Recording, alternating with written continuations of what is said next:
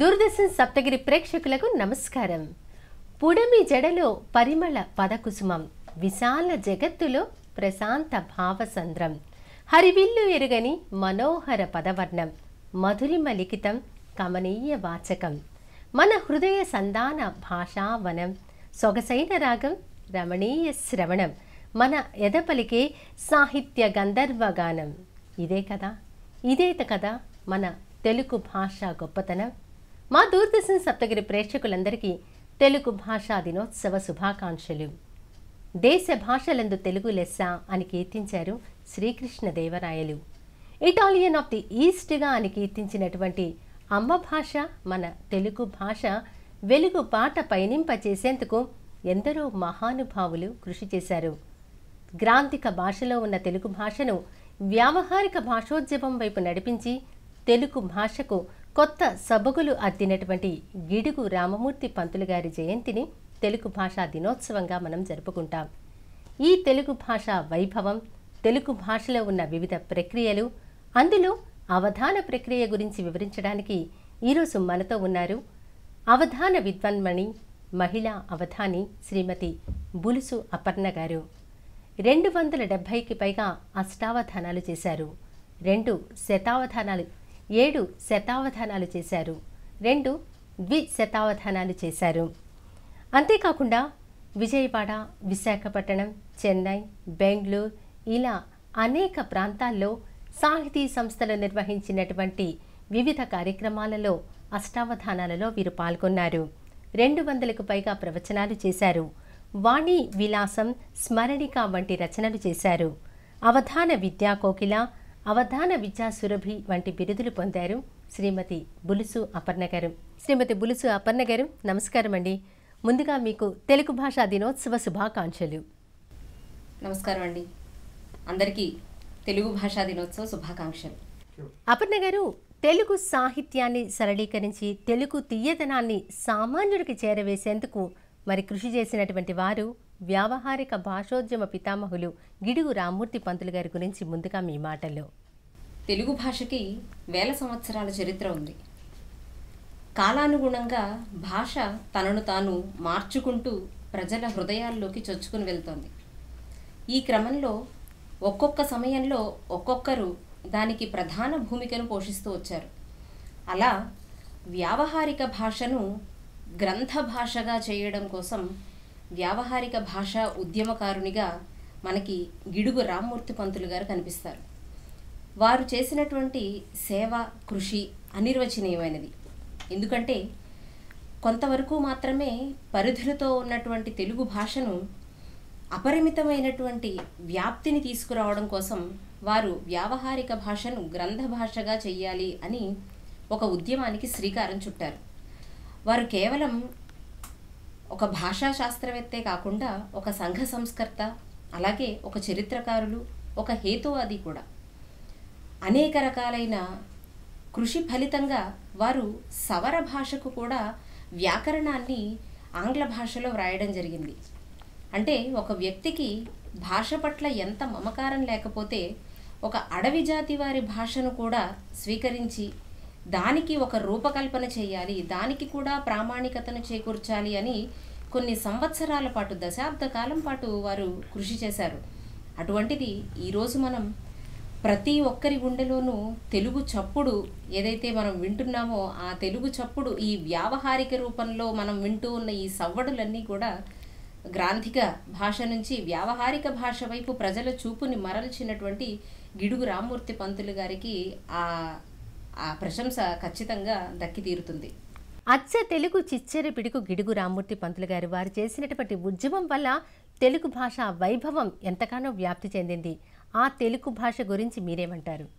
అంటే పద్యము అంటే అది ఏదో కొంతమందికి మాత్రమే పరిమితమైనది, లేదా భాష అది కొంతమంది మాత్రమే అర్థం చేసుకోగలరు అని అనుకునే పరిస్థితుల నుంచి, ఆ రోజుల నుంచి అందరినీ ఒక్కసారి ఇది మన భాష, మనందరి భాష, మనము కూడా ఇందులో రచనలు చేయవచ్చు, మనం కూడా ఇందులో కవిత్వాన్ని సృష్టించవచ్చు, మనము కూడా ఇందులో వివిధ ప్రక్రియలను సృజన చేసి సమాజానికి మనం చైతన్యాన్ని కలిగించే విధంగా భాషను ఒక ఆయుధంగా తీసుకోవచ్చు అని అందరికీ తెలిసేలాగా తేటతెల్లమయ్యేలాగా చేసిన వ్యక్తి గిడుగు రామ్మూర్తి పంతులు గారు.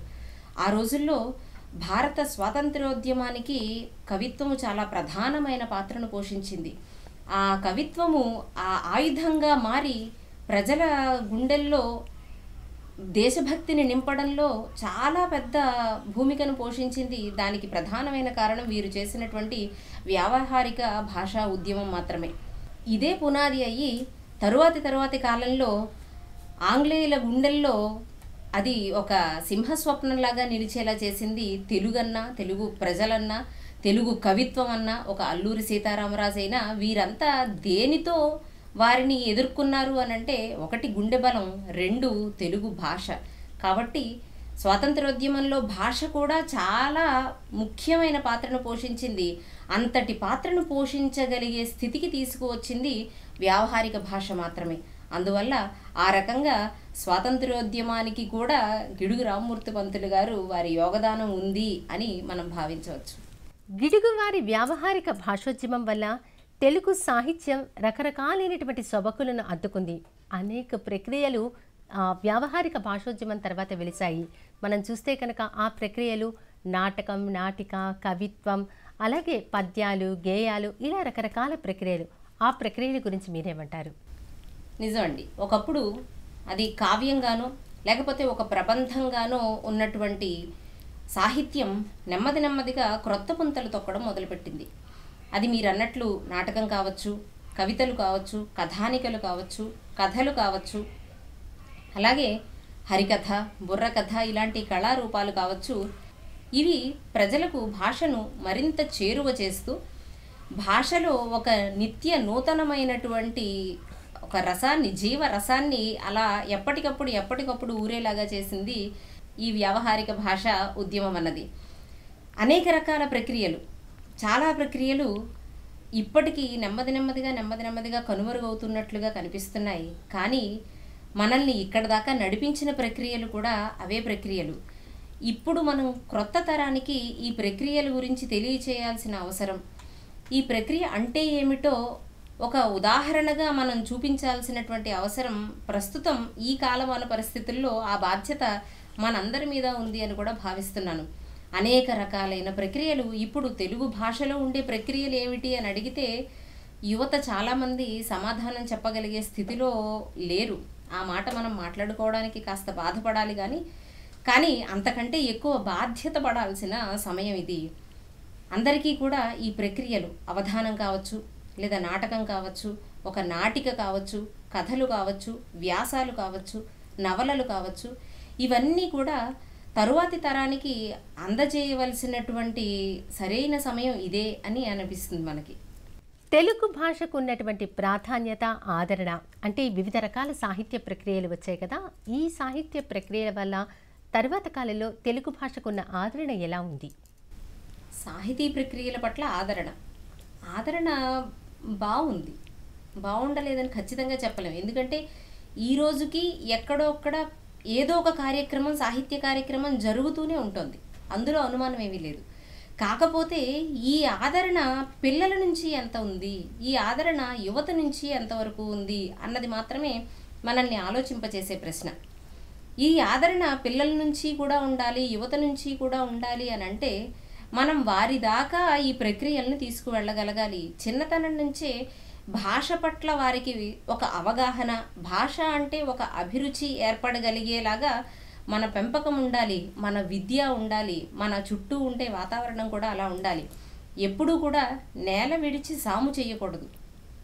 ఎంత ఎత్తుగా ఎగిరినటువంటి పక్షి అయినా సరే ఎగిరి అలసిపోతే తిరిగి విశ్రమించడానికి నేల మీదే వాలాలి. మనం ఈరోజు వైజ్ఞానికత క్రొత్త పుంతలు తొక్కుతూ ఉన్న ఈ శతాబ్దంలో మనం ఏ రంగాలలో ఎంత ఎత్తుకెదిగినా సరే తిరిగి మన మూలాలని తరువాతి తరాల వాళ్లకు అందించాలి, మరిచిపోకూడదు అన్నది మాత్రం మనం గుర్తుపెట్టుకోవాలి. తెలుగు భాషను విస్మరించడము అని అంటే కూర్చున్న కొమ్మని నరికేసుకోవడం అని అర్థం. కూర్చున్న కొమ్మని కొట్టుకోవడం అన్నది అది ఎంత అవివేకమో మనం మన మూలాలను, మన తెలుగు భాషను మర్చిపోవడం కూడా అంతే అవివేకం అవుతుంది. అందువలన ఈ ప్రక్రియలకు ఆదరణ యువత నుంచి రావడం కోసం మనం మన ప్రయత్నం చేయాలి. ఈ ప్రక్రియల పట్ల అవగాహన పిల్లలకు ఉండడం కోసం మనం మన ప్రయత్నం చేయాలి. సాహిత్యానికి కానీ తెలుగు భాషకు కానీ ఆదరణకు ఏమాత్రమూ కొదవలేదు. కానీ అది తరువాతి తరాలకు అందడం కోసమే మన ప్రయత్నం ఉండాలి. సాహిత్యంలో ఒక గొప్ప ప్రక్రియ అవధానం. నిజంగా చెప్పాలి అంటే కనుక మన తెలుగు సంస్కృతానికి మాత్రమే ఉంది ఈ అవధాన ప్రక్రియ. అవధానం అంటే ఏమిటంటారు అపర్ణ గారు? అవధానము అంటే చిత్తైకాగ్ర్యం అవధానం అంటారు. మనస్సును ఒక పని యందు కేంద్రీకృతం చేయడమే అవధానం. ఇదే పరిభాషను మనం తీసుకుంటే, ఇదే అర్థాన్ని మనం తీసుకుంటే మనమంతా అవధానం చేస్తున్నట్లే లెక్క. నిత్య జీవితంలో మన మనస్సుని కేంద్రీకరించకుండా పనులను మనం సక్రమంగా పూర్తి చేయడం అన్నది సాధ్యపడే విషయం కాదు. కాబట్టి మన జీవితాలలో మనం అందరం కూడా అవధానులమే. కాకపోతే సాహిత్య ప్రక్రియలో అవధానము అని అనేసరికి అది సృజనకు సంబంధించినది. అప్పటికప్పుడు కవిత్వాన్ని సృష్టి చేసి ప్రజలను ఆకర్షించేటువంటి కళ. ఇది అవధానానికి మాత్రమే ఉన్న ప్రత్యేకమైన లక్షణం. మిగిలిన కళలు ఆ సమయానికి మనల్ని పరవశింపచేస్తాయి. కానీ అవధాన కళ పారవస్యాన్ని కలిగిస్తూనే ఆలోచింపచేస్తుంది కూడా. ఒక సమస్యను ఏదైనా ఒక పృచ్ఛకుడు అవధానికి అందిస్తే ఆ పృచ్ఛకుడితో పాటుగా సమానంగా చూస్తూ ఉన్నటువంటి ప్రేక్షకుడు కూడా ఈ సమస్యకు పరిష్కారం ఎలా ఇస్తారు అవధాని, ఇలా ఇచ్చే అవకాశం ఉంటుందా, ఈ దత్తపదిని ఇలా ఏమైనా విరగొట్టే అవకాశం ఉంటుందా అని అవధానితో పాటుగా ప్రేక్షకులు కూడా దానిలో లీనమయ్యేటువంటి ప్రత్యేకమైన ప్రక్రియ కళ అంటే మాత్రం అది ఖచ్చితంగా అవధాన ప్రక్రియ అవుతుంది. ఈ అవధానము ప్రస్తుతం చాలామంది యువతతో కాస్త కొత్త ఊపిరులనిస్తూ తెలుగు భాష ఇంకో 1000 ఏళ్ల పాటు ఎటువంటి ఢోకా లేకుండా ముందుకు వెళ్తుంది అని అనిపించేలాగా అవధాన ప్రక్రియలో క్రొత్త వాళ్ళు వస్తూ అవధానాలు చేస్తూ ఉన్నారు.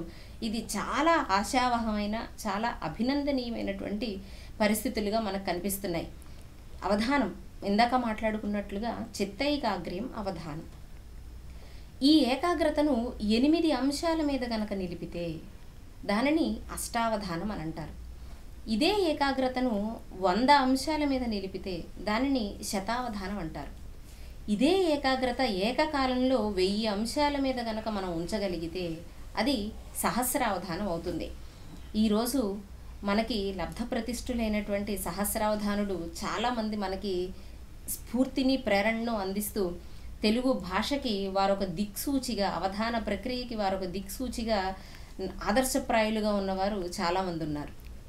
ధారణ అవధానం, ఇలా రకరకాలైనటువంటి అవధానాలు అని అంటూ ఉంటారు, వింటూ ఉంటాం. వాటి గురించి విపులంగా వివరిస్తారా అపర్ణ గారు? ధారణ, అవధానం. ధారణ అన్నది ఇందాక మనం చెప్పుకున్నట్లుగా అవధానము సృజనకు సంబంధించినది, సాహిత్య అవధానం. మీరు అడుగుతూ ఉన్న ధారణ అవధానాలు ఇవి జ్ఞప్తికి సంబంధించినవి, జ్ఞాపకానికి సంబంధించినవి. ఉదాహరణకి భగవద్గీతలో అవధానం అని అంటారు. ఈ భగవద్గీత అవధానం అంటే ఏమిటి అంటే ఈ 18 అధ్యాయాలలో ఎక్కడ ఏ అంశాన్ని, ఏ శ్లోకాన్ని అడిగినా లేదా ఏ శ్లోక భావాన్ని చెప్పినా అది ఆ 18 అధ్యాయాలలో ఏ అధ్యాయంలో ఎన్నో శ్లోకంలో ఉంది అని చెప్పడం ఇది ఒక రకమైన అవధానం. ఇది దేనికి సంబంధించింది అంటే పూర్తిగా జ్ఞాపక శక్తికి సంబంధించినది, స్మృతికి సంబంధించినది. వీటిని ధారణ అవధానాలు అని అంటారు. అలాగే ఏదైనా ఒక కావ్యాన్ని తీసుకుని, మనుచరిత్ర ఒక ప్రబంధాన్ని తీసుకుని దాన్నంతా మనం కంఠస్థం చేసి అందులో అవధానం అంటే ఎవరు పృచ్ఛకులు ఆ గ్రంథం మొత్తం మీద ఎక్కడి నుంచి ఏ ప్రశ్న అడిగినా సరే దానికి సమాధానం చెప్పగలిగేలాగా తయారయ్యి చేసే అవధానాలు ధారణ అవధానాలు అవుతాయి. కాకపోతే అందులో అప్పటికప్పుడు సృజన, క్రొత్త పద్యాలను సృజించడం అన్నది మాత్రం ఆ ప్రక్రియల్లో ఉండదు. సాహితీ సమస్యలను పరిష్కరిస్తూ, చమత్కార పూరణలను పూరిస్తూ, అలాగే అసందర్భోచితమైనటువంటి ప్రశ్నలను సమర్థవంతంగా ఎదుర్కొంటూ చేసేటువంటి ఒక ప్రక్రియ అవధానం అని తెలుస్తూ ఉంది. మరి ఇందులో అష్టావధానం, శతావధానం, సహస్రావధానం, పంచసహస్రావధానం ఇలా రకరకాలుగా ఉన్నాయి. వీటి గురించి విపులంగా తెలియజేస్తారా అపర్ణ గారు? తప్పకుండా. అష్టావధానము అంటే 8 అంశాలు ఉంటాయండి. 8 అంశాలలో నిషిద్ధాక్షరి, సమస్య, దత్తపది, వర్ణన, వ్యస్తాక్షరి, న్యస్తాక్షరి, ఆశువు, అప్రస్తుతం, పురాణ పఠనం ఇలాంటి అంశాలు ఉంటాయి. మీకు 8 అని అన్నాను కానీ నేను చెప్పినప్పుడు 8 కంటే ఎక్కువే వచ్చాయి. అవునండి. ఎందుకని అంటే ఇందులో ఖచ్చితంగా 6 అంశాలు ఎవరు అవధానం చేసినా ఈ 6 అంశాలు ఉంటాయి.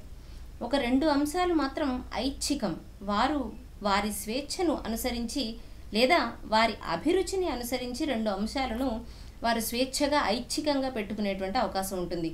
ఉదాహరణకి వారగణనం అంటే 100 సంవత్సరాలకు ముందో 100 సంవత్సరాలకు తర్వాతో పలానా సంవత్సరం, పలానా నెల, పలానా తేదీ ఏ వారం అవుతుంది అని అంటే అది ఒక అంశం. అది ప్రతి అవధానంలోనూ మనం చూడకపోవచ్చు.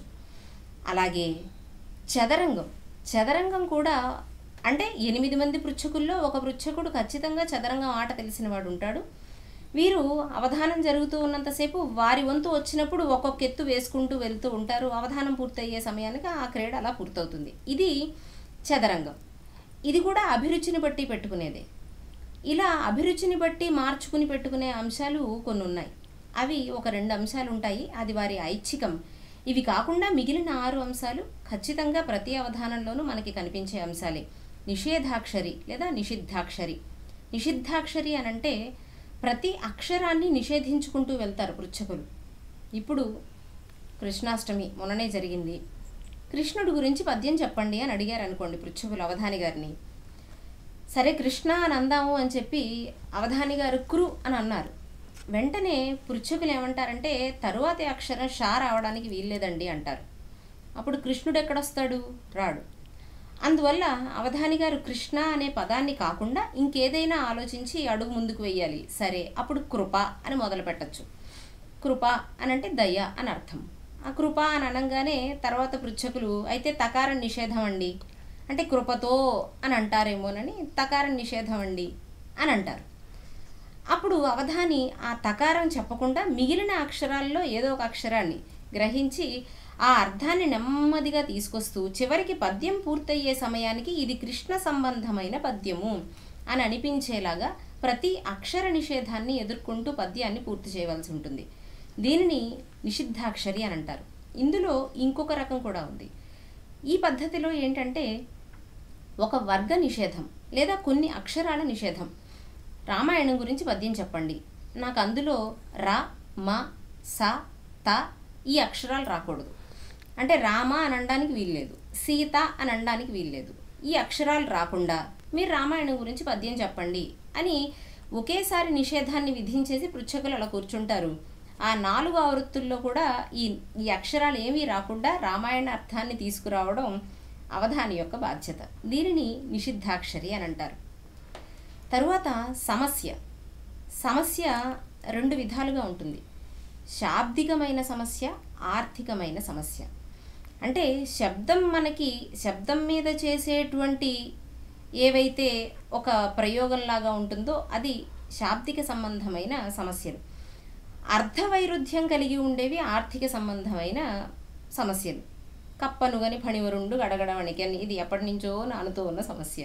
అంటే మనకి విన్న వెంటనే ఇది సాధ్యపడదుగా, ఇదేమి అర్థం పొసగదు కదా, కప్పను చూసి పాము వణకడం ఏమిటి అని అనిపిస్తుంది. ఇది అర్థవైరుధ్యం కలిగింది. అలా కాకుండా శబ్ద వైరుధ్యం కలిగినవి కూడా ఉంటాయి. శవపూజల్ ఫలించే అని మొదలుపెట్టారు.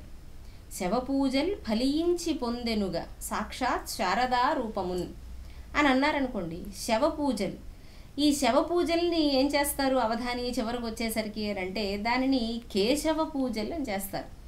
3వ పాదంలో చివరి అక్షరంగా కే అనే అక్షరం పెట్టుకుంటారు. అప్పుడు శవ పూజలు కాస్త ఏమవుతుంది, కేశవ పూజలు ఫలించి పొందెనుగా సాక్షాత్ శారదా రూపమున్ అని అవుతుంది. అంటే అక్కడ అవధాని సమయస్ఫూర్తిని ప్రదర్శించాలి ఖచ్చితంగా. అలా ఆ శవ శబ్దాన్ని కేశవ అని చేయగలిగే సమయస్ఫూర్తి అలాగే స్ఫురణ ఆ సమయానికి వస్తే ఆ సమస్య పూరణ అవుతుంది, లేదా అది పూరణ కాదు. అలాగే కారం బెక్కువయ్యే పాయసమునన్ కంజాత పత్రేక్షణ. పాయసంలో కారం ఎక్కడుంటుంది? ఉండదు కదా. మరి దీన్ని ఎలా పూరణ చేస్తాము అని అంటే చివరి మూడో పాదం చివరికి వచ్చేసరికి జీడిపప్పుల ఆకారం బెక్కువయ్యే పాయసమునన్ కంజాత పత్రేక్షణ. అంటే పాయసంలో జీడిపప్పులు ఎక్కువగా ఉన్నాయి లేదా జీడిపప్పుల ఆకారం పెద్దగా ఉంది అని చెప్పడం చేత ఆ శబ్దం మీద చేసేటువంటి పరిష్కారం అది. వాటిని శాబ్దిక సమస్యలు అని అంటారు. ఇది సమస్యకు సంబంధించింది. ఇక దత్తపదులు ఏవైనా 4 పదాలు ఇస్తారు, ఒక వర్ణన అంశం కూడా ఇస్తారు. వారే అంశాన్ని ఇచ్చి ఆ అంశాన్ని ఆ పదాలను ఉపయోగిస్తూ ఆ పద్యాన్ని పూరించమని అడుగుతారు. ఒక్కొక్కసారి సందర్భానికి తగని పదాలను కూడా ఇచ్చి ఆ సందర్భాన్ని వర్ణించమని కూడా అడుగుతారు. ఇలా ఇది దత్తపది కొనసాగుతుంది. వర్ణనాంశం దగ్గరకు వచ్చేసరికి కేవలం ఒక అంశాన్ని ఇచ్చి ఆ అంశాన్ని పలానా ఛందస్సులో వర్ణించండి అని అడుగుతారు. అది వర్ణనాంశం. వ్యస్తాక్షరి అని ఒక అంశం. వ్యస్తాక్షరి అంటే మనకి తెలిసేలాగా మనకు అర్థమయ్యే ఆంగ్ల భాషలో మాట్లాడుకోవాలి అని అంటే జంబ్లింగ్ లెటర్స్ అన్నమాట. అవధానం జరుగుతూ ఉంటుంది. జరుగుతూ ఉన్న క్రమంలో మధ్యలో ఆ పృచ్ఛకుడు లేచి ఏం చేస్తాడు అని అంటే 7వ అక్షరం క, కాసేపు ఆగిన తర్వాత 14వ అక్షరం వి, కాసేపు ఆగిన తర్వాత 1వ అక్షరం మా అని ఏదో మొదలు చెప్తారు. అంటే ఆ అక్షరాలతో మీరు పూరించవలసి ఉంటుందా? పూరించిన అవసరంలా ఆ అక్షరాల్ని మనం గుర్తుపెట్టుకుని మొత్తం అవధానం అంతా పూర్తయిపోయే సమయానికి ఆ ప్రాశ్నికులకి మనం ఏం చెప్పాలి అంటే మీరు ఇచ్చింది మొత్తం 14 అక్షరాల వాక్యం, అందులో మొదటి అక్షరం మా, రెండవ అక్షరం ఇది, మూడో అక్షరం ఇది, నాలుగో అక్షరం ఇది, మీరు ఇచ్చిన అక్షరాలన్నీ ఇవి అని చెప్పి వారు అప్పుడు ఇచ్చిన అక్షరాలని గుర్తుపెట్టుకుని దాన్ని ఒక వాక్యంలాగా చేసి వారికి చెప్పాలి. వారు ఒక వాక్యమే ఇస్తారు ఇవ్వడం, ఆ వాక్యాన్ని మనం ఆ అక్షర కాకపోతే క్రమబద్ధంగా ఇవ్వకుండా అక్రమంగా ఇస్తారన్నమాట. దానిని మనం సక్రమం చేసి ఆ వాక్యాన్ని వారికి చెప్పాలి.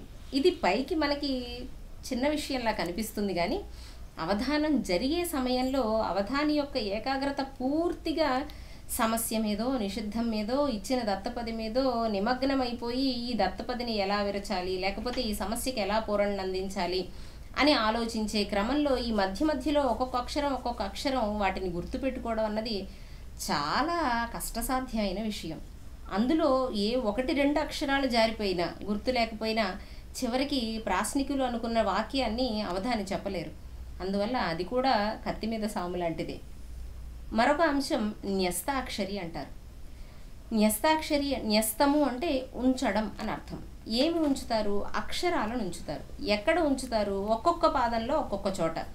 మొదటి పాదంలో 4వ అక్షరం కా రావాలండి, రెండవ పాదంలో 2వ అక్షరం మా రావాలి, మూడవ పాదంలో 16వ అక్షరం యా రావాలి. ఇలా 4 పాదాలలోనూ 4 అక్షరాలు 4 స్థానాలు వీటిని నిర్దేశించి ఒక అంశాన్ని ఇస్తారు. ఈ క్రమంలో ఈ అక్షరాలు వచ్చేలాగా దీని గురించి ఒక పద్యం చెప్పండి అని అడుగుతారు.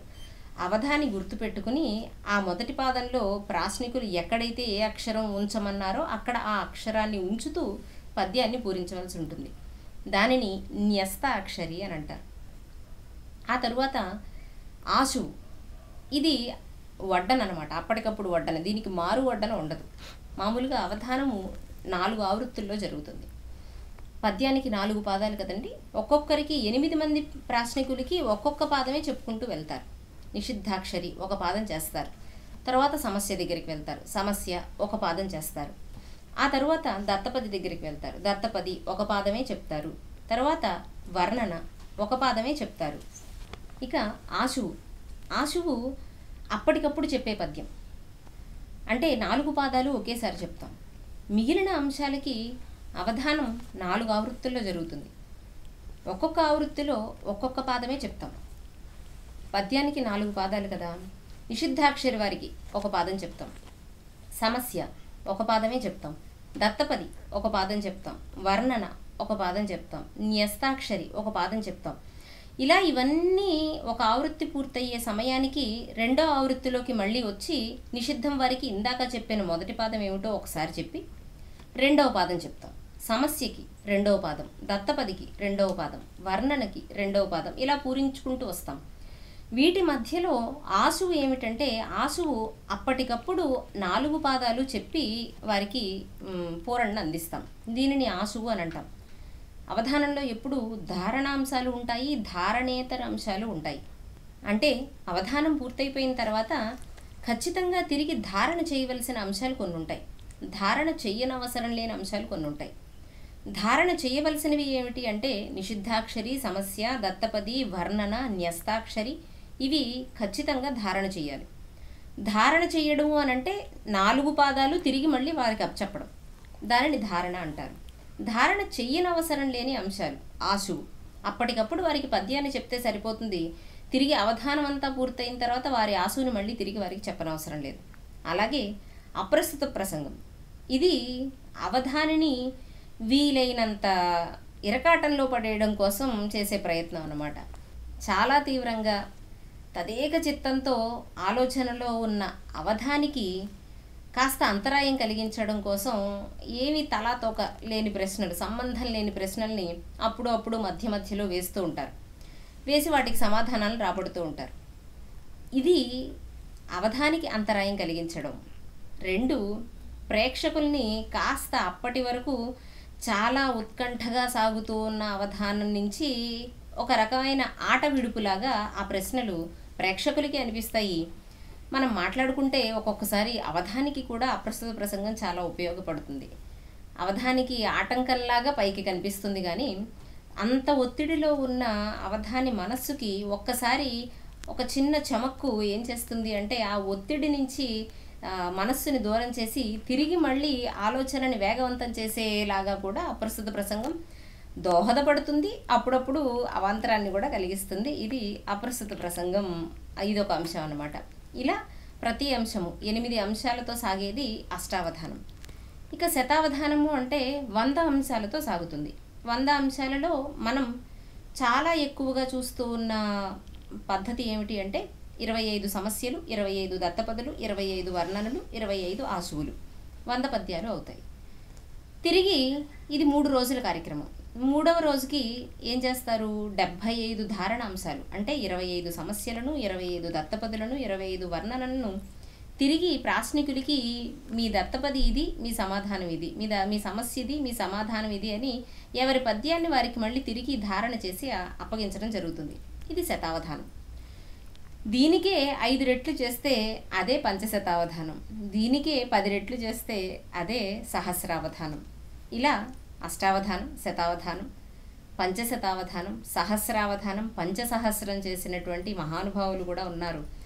వారు ఉన్న ఈ కాలంలో మనం ఉన్నాము అని చెప్పుకోవడానికి చాలా ఆనందంగా గర్వపడాలి తెలుగు వారంతా కూడా. ప్రధానంగా అవధానాల గురించి ఇంత వివరంగా చెప్తుంటే నాకు ఒక విషయం అర్థమవుతోంది. ఏంటి అంటే తెలుగు సాహిత్యం పట్ల గట్టి పట్టుదల, పాండిత్య సమయస్ఫూర్తి తప్పనిసరిగా ఉంటే అవధానం చేయడం సులువంటారా? అవధానం చేయడము అని అన్నది సులువు అని అంత సులువుగా అనేలేం, కానీ అసాధ్యం మాత్రం ఖచ్చితంగా కాదు. ఎందుకంటే ప్రయత్నం చేస్తే, త్రికరణ శుద్ధిగా ప్రయత్నం చేస్తే ఖచ్చితంగా అవధానం చేయగలుగుతాము. అవధానం చేయాలి అని అంటే పూర్వజన్మ పుణ్యం ఉండాలి, లేకపోతే ఇంకేదో ఉండాలి. ఇవన్నీ కొంతవరకు వాస్తవం కాదని అంటలా. కానీ వీటన్నిటినీ మించి ఉండవలసింది ఏమిటంటే మనకి భాష పట్ల ఒక నిబద్ధత, మనకి ప్రక్రియ పట్ల ఒక గౌరవం, చెయ్యాలి, నేర్చుకోవాలి అనే తపన, ఇవన్నీ ఉంటే మిగిలినవి వాటంతటా అవే నెమ్మదిగా సమకూరుతాయి. అందులో అనుమానం ఏమీ లేదు. అయితే అంత తేలికగా అలవడే ప్రక్రియ మాత్రం కాదు. ఎందుకంటే మాట్లాడడానికే మనం 1కి 4 సార్లు ఆలోచన చేయాలి. అలాంటిది ఎదుటివారు అడిగిన ప్రశ్నకి అప్పటికప్పుడు పద్య రూపంలో సమాధానం చెప్తూ, ఆ పద్య రూపంలో చెప్పేటప్పుడు ఎక్కడా గణభంగాలు లేకుండా ప్రాస నియమాన్ని పాటిస్తూ, యతి నియమాలను పాటిస్తూ, వాటన్నిటినీ పాటిస్తూ ప్రాశ్నికుడు అడిగినటువంటి అంశానికి తగినట్లుగా సమాధానాన్ని అప్పటికప్పుడు సృజన చేయడము అని అన్నది కాస్త కష్టసాధ్యమైన విషయమే, అసాధ్యం మాత్రం ఎట్టి పరిస్థితుల్లోనూ కాదు. అందువలనే ఈరోజు మనం చాలామందిని అవధానులను చూస్తున్నాం. మనం ఈరోజు సమాజంలో చిన్న వయసు వాళ్ళని కూడా, ఇంకా యువత, ఇందాక ఏ యువత దగ్గరికి అయితే ప్రక్రియలు వెళ్ళాలి అని అనుకుంటున్నామో అలాంటి యువత నుంచి కూడా ప్రాతినిధ్యం వహిస్తూ అవధాన రంగంలోకి అడుగు పెడుతున్న వాళ్ళు కూడా ఇప్పుడు మనకి చాలామంది కనిపిస్తున్నారు. కాబట్టి వారిని మనం స్ఫూర్తిగా ప్రేరణగా తీసుకుని తర్వాతి తరాల వాళ్ళు కూడా, ప్రస్తుతం ఉన్న యువత కూడా అవధానం అన్నది అసాధ్యమైన ప్రక్రియ కాదు అనే ఆలోచన నుంచి ఖచ్చితంగా బయటపడవచ్చు. అవధానం గురించి మరిన్ని వివరాలు అడిగే ముందు మీరు ఇప్పుడు ఏదైనా ముందుగా మరి ఈరోజు మనం తెలుగు భాషా దినోత్సవం జరుపుకుంటున్నాం కదా అపర్ణ గారు, గిడుగు రామ్మూర్తి పంతులు గారి గురించి ఆసువుగా మీరు చెప్పే పద్యం. నవభాషామృతయోషను నవభాషామృతయోషను వ్యవహారపు మాలయనడి ఆభరణమున్ నవభాషామృతయోషను వ్యవహారపు మాలయనడి ఆభరణమున్ కవనాలంకృత చేయగ సవనముగా గిడుగుమూర్తి సాగించే కృషిన్ సవనముగా గిడుగుమూర్తి సాగించే కృషిన్. నవభాషామృత యోషను. భాష అనేది యోష అంటే తెలుగు తల్లి, యోష అంటే స్త్రీ అని అర్థం. నవభాషామృత యోషను, ఈ క్రొత్త తెలుగు తల్లికి ఒక క్రొత్తదనాన్ని అందివ్వడం కోసం ఆమె మెడలో వ్యవహారపు మాలయనడి ఆభరణమున్. అప్పటి వరకు ఆవిడ సర్వాలంకారాలను ధరించి ఉన్నటువంటి తెలుగు తల్లి. ఆవిడికి క్రొత్తగా గిడుగు రామ్మూర్తి గారు ఏం చేశారు అంటే వ్యవహారపు మాలయనడి ఆభరణమున్. వ్యావహారిక భాషా ఉద్యమకర్త కదా ఈయన, అందువలన వ్యవహారపు మాలయనడి ఆభరణమున్, అలాంటి ఆభరణంతో కవనాలంకృత చేసెను, కవిత్వంతో అలంకృతురాలను చేశారు తెలుగు తల్లిని. దానిని ఒక యజ్ఞంగా సవనముగా గిడుగుమూర్తి సాగించే కృషిన్. ఇలా తెలుగు భాషకు ఒక కొత్త ఆభరణాన్ని తయారు చేయడం కోసం, ఒక క్రొత్త ఆభరణంతో ఆ తెలుగు తల్లిని అలంకరించడం కోసం ఒక యజ్ఞంలాగా వ్యావహారిక భాషా ఉద్యమాన్ని గిడుగువారు చేశారు అని మీ ఆశువును అందిస్తూ. చాలా చక్కగా చెప్పారండి, ఎంతో ఆనందం కలిగింది. నిషిద్ధాక్షరితో పాటు నిర్దిష్టాక్షరి అనే మాట వింటూ ఉంటాం. ఏమిటంటారు, రెండిటికి ఉన్న తేడా ఏంటంటారు? నిషిద్ధాక్షరి వేరు, నిర్దిష్టాక్షరి వేరు. నిషిద్ధాక్షరి అంటే ఇందాక మనం మాట్లాడుకున్నట్టుగా ప్రతి అక్షరాన్ని ఎక్కడికక్కడ నిషేధం చేసుకుంటూ వెళ్ళడం, అది నిషిద్ధాక్షరి. నిర్దిష్టాక్షరి అని అంటే ఇందాక మనం మాట్లాడుకున్నట్లుగా న్యస్తాక్షరి, నిర్దిష్టమైనటువంటి అక్షరాలను ఇవ్వడం. అంటే ఇక్కడ ఈ అక్షరం ఉండాలి, ఇక్కడ ఈ అక్షరమే ఉండాలి, ఈ అక్షరాన్నే ఉపయోగించాలి అని నిర్దిష్టంగా ఒక సూచన చేయడం, అది నిర్దిష్టాక్షరి. కాబట్టి నిషిద్ధాక్షరి వేరు, నిర్దిష్టాక్షరి వేరు. రెండిటికి సంబంధం లేదు, రెండు వేరు వేరు అంశాలు పూర్తిగా. అపర్ణ గారు, దత్తపది అని అంటారు కదా, మరి దత్తపదిని పూరించేటప్పుడు ఏమైనా ఇబ్బందులు పడినటువంటి సందర్భం ఏదైనా ఉందా? దత్తపదులు పూరించేటప్పుడు ఇబ్బంది కూడా ఉంటుంది, ఉండదని అంటలేదు. ఎందుకంటే ఇందాక మనం మాట్లాడుకున్నట్టుగా అంశానికి సంబంధం లేని పదాలనిచ్చి దానిని ఆ అంశంతో ముడిపెట్టమని అడుగుతారు. అలాంటప్పుడు కాస్త ఇబ్బంది అనిపిస్తుంది. కానీ తెలుగు భాషకున్న గొప్పతనం ఏమిటంటే ఎలాంటి పదాలైనా హాయిగా ఇమిడిపోతాయి మన భాషలో. అందువల్ల వాటిని మనం కాస్త ఆలోచనతో సాధించవచ్చు. అలా ఇచ్చిన పదాలలో 1, 2, 3, 4 ఈ 4 పదాలు ఇచ్చారు. ఇచ్చి భ్రమరాంబికాదేవిని వర్ణించమన్నారు. శ్రీశైలంలో కొలువైన అమ్మవారి గురించి పద్యం. 1, 2, 3, 4 ఈ పదాలు రావాలి. ఇచ్చిన అంశానికి ఆ పదాలకి ఏమాత్రం సంబంధం లేదు. అయినా పద్యంలో వాటిని మనం 1ని 1 లాగా ఉపయోగించలేం, 2ని 2 లాగా ఉపయోగించలేం. వాటిని తెలుగు చేసుకోవాలన్నమాట. తెలుగు చేయాలి అంటే మంగళగాత్రీ కావన్. ఇక్కడ 2 పదాలు కనిపిస్తున్నాయి మనకి. ఇచ్చిన దత్తపదిలో 3 వచ్చింది, 1 కూడా వచ్చింది. మంగళగాత్రీ కావన్ భృంగారపు మానసమున తృప్తియుతీరన్. 1, 3 ఇంకా మిగిలినవి 2, 4. తృప్తియుతీరన్ చెంగట పటుత్వమిచ్చెడి భంగి. చెంగట పటుత్వమిచ్చెడి భంగి. పటుత్వలో 2 కనిపిస్తుంది మనకి. చెంగట పటుత్వమిచ్చెడు భంగి. ద్విరేఫోరు శక్తి భక్తిని కొలుతున్. ద్విరేఫ ఉరు శక్తి కలిపితే ద్విరేఫోరు శక్తి భక్తిని కొలుతున్. ద్విరేఫము అని అంటే భ్రమరము అని అర్థం. భ్రమరము అన్నదానికి ద్విరేఫము అని పేరు. వర్ణించమన్నది భ్రమరాంబికను కదా.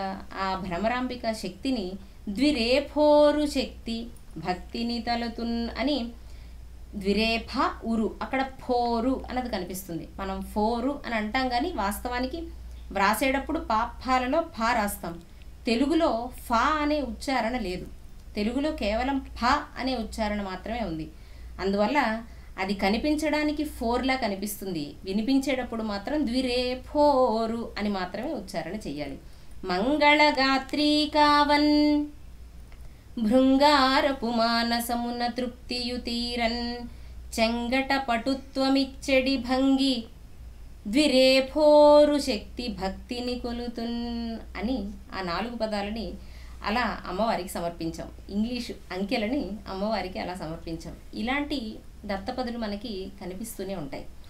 అలాగే ఖర ఖర ఖర ఖర 4 పదాలు, 4 ఒకటే, 4 ఒకే పదాన్ని 4 సార్లు ఇచ్చారు. ఇచ్చి పృచ్ఛకులు ఏం చెప్పారు అని అంటే, ఏ ఒక్క ఖర కూడా ఆ అర్థంలో రాకూడదు, 4 వేరు వేరు అర్థాల్లో ఉండాలి. మామూలుగా ఖర అంటే గాడిద అని అర్థం. ఆ ఖర శబ్దాన్ని భారతీయ విద్యలకి అనుసంధానిస్తూ ఒక్కొక్క చోట ఖర ఒక్కొక్క రకంగా ఉండాలి అని నియమం చేస్తూ పద్యాన్ని అడిగారు. మోక్షజ్ఞత శేఖరమై, ఇక్కడ ఒక ఖర కనిపిస్తుంది. ఎలా కనిపించింది? శేఖరగా కనిపించింది. మోక్షజ్ఞత శేఖరమై దీక్షను సుఖరజమునెల్ల తృణముగతలచున్. దీక్షగా సుఖరజమునెల్ల, సుఖరజము అక్కడ ఒక ఖర ఉంది. దీక్షను సుఖరజమునెల్ల తృణముగతలచున్. ఇక్కడికి 2 ఖరాలు అయ్యాయి. ఒకటి శేఖర అయ్యింది, ఇంకొకటి సుఖరజ దగ్గర 2 వేరు పదాల్లో అక్కడ ఒక ఖర కనిపిస్తుంది. తృణముగతలచున్ దాక్షిణ్య రూప శిఖరము, ఇక్కడ ఒక ఖర. దాక్షిణ్య రూప శిఖరము అక్షయ మఖరమ్య ఫలము ఆర్షపు చదువవు. అక్షయ మఖరమ్య ఫలము, మఖ రమ్య, అక్కడ ఇంకొక ఖర ఉంది. ఇలా కూడా దత్తపదుల్ని అడుగుతూ ఉంటారు. అంటే ఒకే పదాన్ని ఇచ్చి దాన్ని వేరువేరుగా ప్రయోగించండి అని అంటారు. మరొకలాగా కూడా అడిగే అవకాశం ఉంటుంది. 4 పదాలను ఇచ్చి ఆ అర్థాలలో కాకుండా వేరే అర్థం వచ్చేలాగా చెప్పండి అని కూడా అడుగుతూ ఉంటారు. ఇవి దత్తపదుల్లో ఉండే రకాలు. చాలా బాగుందండి, ఎంతో రమ్యంగా ఉంది. ఆర్టిఫిషియల్ ఇంటెలిజెన్స్, అవధానం రెండింటికి తేడా ఏమైనా చెప్తారా అపర్ణ గారు? తప్పకుండా అండి. ప్రస్తుతం అందరినీ కూడా కాస్త ఉత్సాహపరుస్తున్న అంశం, భయభ్రాంతులకు గురి చేస్తున్న అంశం కూడా ఈ ఆర్టిఫిషియల్ ఇంటెలిజెన్స్ అన్నది. అయితే ఈ రెండిటికి భేదం అంటే,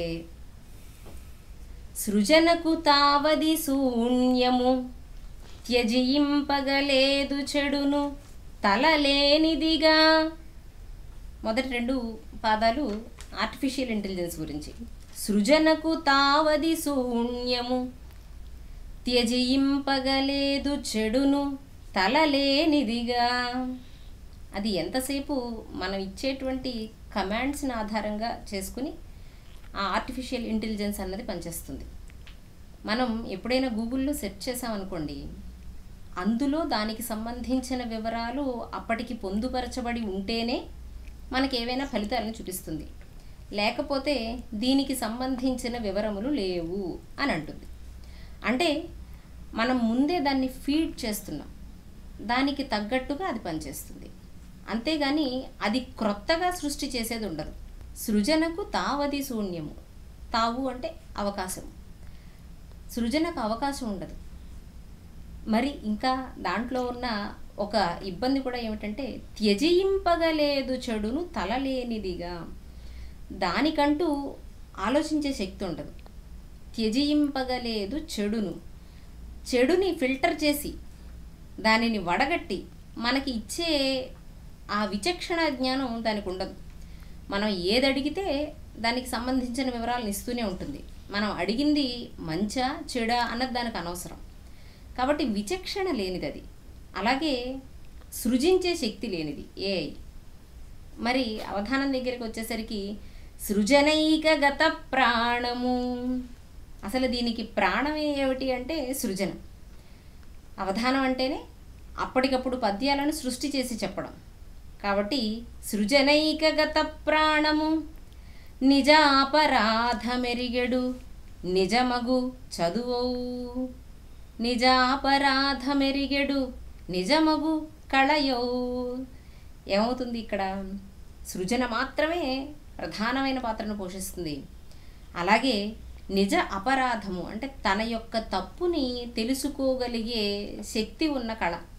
అంటే ఇప్పుడు మేము అవధానంలో పద్యాలు ఏవైనా చెప్పేటప్పుడు పొరపాటున ఒక గణభంగం అయితే, పొరపాటున యతి అనుకోకుండా యతి తప్పితే వెంటనే ప్రాశ్నికులో సంచాలకులో సభలో ఉన్న పండితులు అవధాని గారు ఒక్కసారి గణం చూసుకోండి, అవధాని గారు ఒకసారి యతిని చూడండి అని అంటారు. అంటే అప్పటికప్పుడు అందులో ఉన్న దోషం ఏమిటో తెలియబడి సరిదిద్దపడుతుంది. అది అవధానంలో ఉంటుంది. కానీ మనం మాట్లాడుకునే ఏఐలో అది మంచైనా చెడైనా అందించడమే తప్పితే కానీ అందులో దానికంటూ విచక్షణా జ్ఞానాన్ని కలిగి ఉండలేనిది ఏఐ. విచక్షణా జ్ఞానంతో సృజనాత్మకతే ప్రాణంగా కలిగింది అవధానం. కాబట్టి సృజనకు తావది శూన్యము త్యజింపగలేదు చెడును తలలేనిదిగా సృజనైకగత ప్రాణము నిజాపరాధమెరిగెడు నిజమగు కళయో అని. బాగుందండి. ఆ రెండిటికి తేడా చక్కగా వివరించారు. అవధానంలో ఒక గొప్ప ప్రక్రియ అని అంటారు. ఏంటి అంటే మధ్య రోజు మాట్లాడుతూ ఉంటారు, అప్రస్తుత ప్రసంగం. మరి మీరు అవధానం చేసేటప్పుడు ఎలా ఎదుర్కొన్నారు ఈ అప్రస్తుత ప్రసంగాన్ని?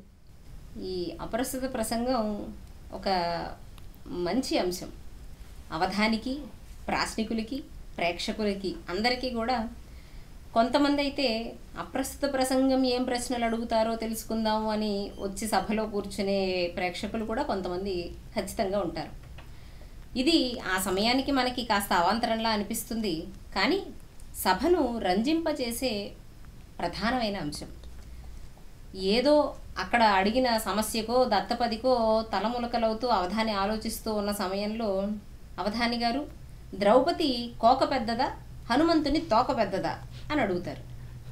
అడిగితే అప్పుడు అవధాని దీనికి పెద్ద ఆలోచించకూడదు, అడిగిన సమస్యకి ఏమైనా 2 సెకండ్లు ఆలోచించవచ్చు లేదా దత్తపదిగా ఆలోచించవచ్చు. కానీ వారికి తలా తోక లేని ప్రశ్న వేస్తారు, మనం కూడా తలా తోక లేని సమాధానం హాయిగా చెప్పేయచ్చు. కానీ వీలైనంత వరకు కాస్త హాస్యరస పోషకంగా ఉంటే బాగుంటుంది. అలా అడిగినప్పుడు ద్రౌపది కోక పెద్దదా హనుమంతుని తోక పెద్దదా అని అంటే వాటి జోలికి వెళ్తే మనం పెట్టే కేక పెద్దదవుతుంది, అంతదాకా మీరు వెళ్ళకండి అని అక్కడికి వారిని ఆపుతాం అన్నమాట. అలాగే ఎక్కడో ఒక చోట విద్యార్థులు ఉన్నారు. అది పూర్తిగా ఒక యూనివర్సిటీలో జరిగిన అవధానం. పృచ్ఛకులుగా కూర్చున్నది కూడా ఒక విద్యార్థి. కాస్త ఆట పట్టిద్దాము అని ఏం అడిగాడంటే, అవధాని గారు ఏమైనా ఒక 3-4 బూతులు ఏమైనా చెప్తారా మాకు, మేమంతా తెలుసుకోవాలని అనుకుంటున్నాం అని అన్నారు. అంటే తప్పకుండాను, దాందే ఉంది, polling booth, milk booth, telephone booth సరిపోతాయా అని అన్నాం. అది అప్పటికప్పుడు ఆ సమాధానం వస్తే ఆ ప్రశ్న ఒక్క నిమిషం మనకి చికాకు పెట్టిన ప్రశ్న అవధాని సమాధానంతో చాలా ఆనందం, వాతావరణం కూడా తేలికగా ఉంటుంది, మారిపోతుంది, వెంటనే మారిపోతుంది. అలా ఒక్కొక్కరు కావాలని, అంటే యువత కాబట్టి అలాంటి ప్రశ్నలు అడుగుదాము ఏం చెప్తారా అని అనిపిస్తుంది.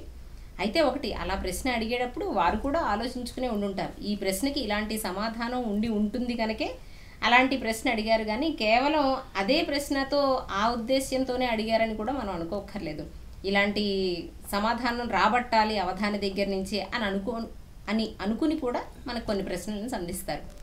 అలాగే అర్ధనారీశ్వరుడు బస్సు ఎక్కితే ఆడవాళ్ళ వైపు కూర్చుంటాడా లేదా మగవాళ్ళ వైపు కూర్చుంటాడా అని అంటే, రెండింటి దగ్గర వద్దండి, తీసుకెళ్ళి డ్రైవర్ స్థానంలో కూర్చోబెట్టండి, క్షేమంగా గమ్యాన్ని తీసుకెళ్తాడు అని చెప్తాం. ఇలా అడపాదడప అలాంటి ప్రశ్నలు కాస్త గుర్తించుకునేలాగా వచ్చే ప్రశ్నలు కూడా వస్తూనే ఉంటాయి. అప్రస్తుత ప్రసంగం చాలా మంచి రసవత్తరమైన పాత్రను పోషిస్తుంది అవధానంలో, రసవత్తరంగా సాగిపోతుంది.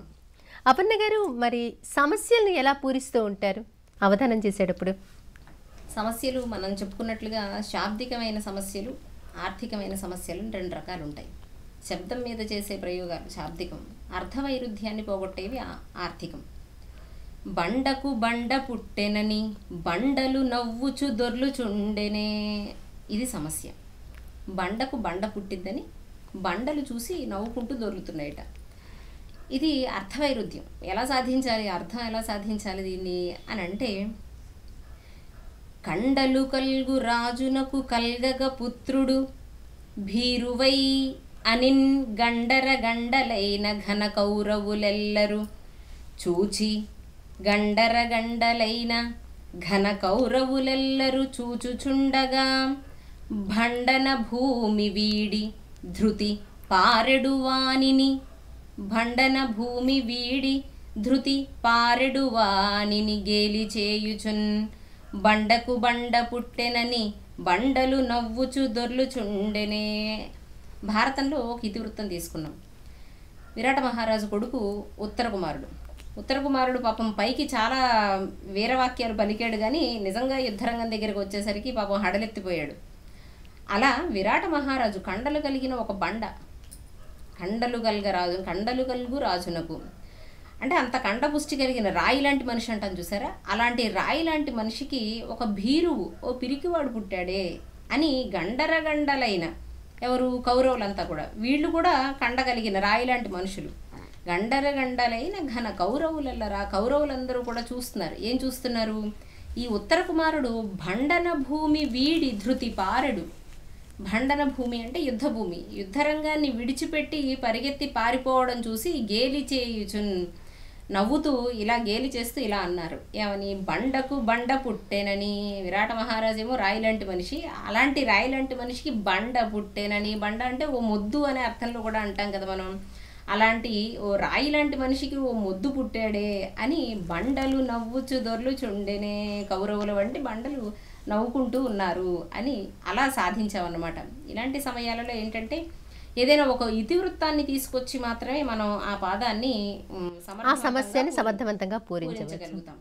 అపర్ణ గారు, అంతరణ్యాసం అని కూడా అంటారు. అంటే సామాన్య వాక్యాన్ని విశేష వాక్యంతో కానీ, విశేష వాక్యాన్ని సామాన్య వాక్యంతో కానీ సమర్థిస్తే చెప్తాం అనమాట. అపర్ణ గారు, అవధానాలు మీరు ఇన్ని చేశారు. 270కి పైగా మీరు అష్టావధానాల్లో పాల్గొన్నారు, 7 శతావధానాల్లో పాల్గొన్నారు, 2 ద్విశతావధానాల్లో పాల్గొన్నారు. ఏ అవధానానికి అవధానమే ఒక విశిష్టంగా ఉంటుంది. మరి దాని గురించి చెప్పే ముందు మీరు ఎలా ఇందులోకి వచ్చారు, మీ గురువులు ఎవరు, వారి గురించి తెలియజేస్తారా? నేను 10వ తరగతి వరకు తెలుగు మీడియంలోనే చదివానండి. 1వ తరగతి నుంచి 10వ తరగతి వరకు తెలుగు మీడియంలోనే చదువుకున్నాను. మా తల్లిదండ్రులు ఇరువురు కూడా తెలుగు అధ్యాపకులే.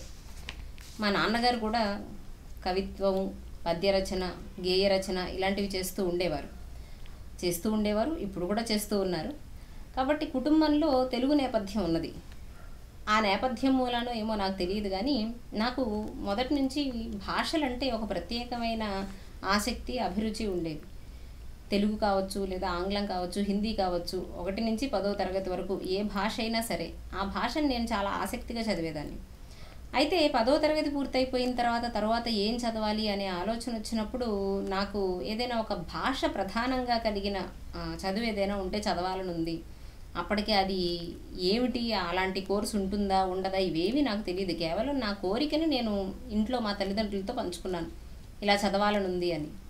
దానికి వెంటనే వారు రాజమండ్రి ఆంధ్ర యువతి సంస్కృత కళాశాల, అక్కడ ఓరియంటల్ బిఏ, ఒకప్పుడు దీన్ని భాషా ప్రవీణ అని పిలిచేవారు, ఆ ఓరియంటల్ బిఏ కోర్సు ఉంది అని తెలుసుకుని అక్కడ నన్ను జాయిన్ చేశారు.